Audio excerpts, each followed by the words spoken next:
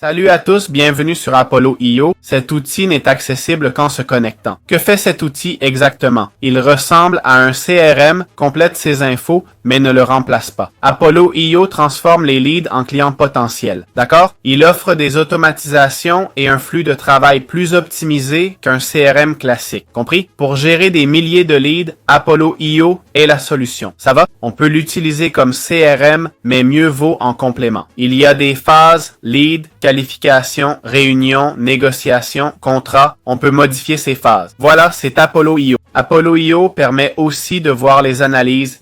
Imaginons que c'est votre première fois sur Apollo.io et vous voulez l'utiliser pour trouver des prospects. Ici, on va dans la section prospects. Par exemple, on veut offrir nos services à des gens. Tous les emails seront publics. D'abord, comme vous voyez à gauche, on a une liste de filtres. Il y a jusqu'à 220 millions d'emails. On pourrait créer le persona d'acheteur. Ce serait le type de personne qui voudrait nous acheter. Je commencerai par vérifier le statut de l'email pour m'assurer qu'il est vérifié. C'est un bon début, ça garantit que l'utilisateur existe. Ensuite, vous pouvez trier par type d'emploi ou par entreprise. Je répète, tous ces profils sont publics. On pourrait trier par localité. Par exemple, on ne veut que des gens des États-Unis.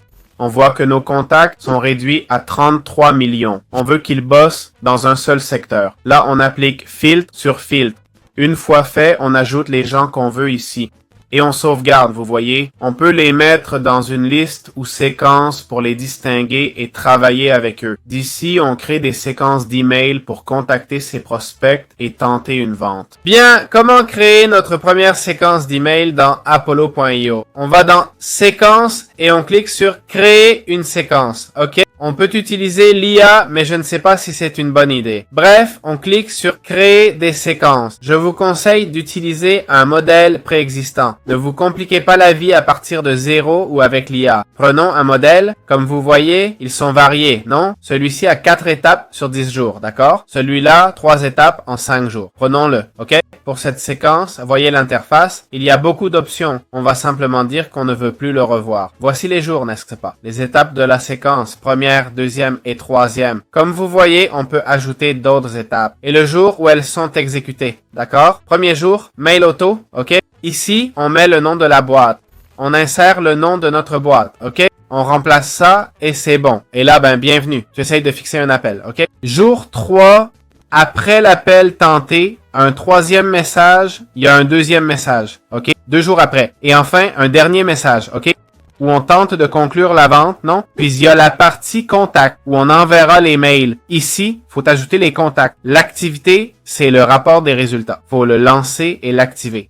OK? Je vais pas le faire. Mais faut activer les étapes. OK? Faut les activer, tu actives, et voilà. Si tu veux ajouter une étape, fais-le. OK? Ici, on parle d'email manuel et d'appels qui génèrent 20% d'appels en plus, ok? Important, on peut envoyer un email auto ou manuel, ok? Un appel, une action, ok?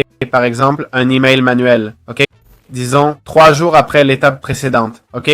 Tu ajoutes une note, ok? Et tu écris bonjour, ok? Chacun met son message selon son entreprise, etc. C'est comme ça qu'on crée une séquence d'emails, ok?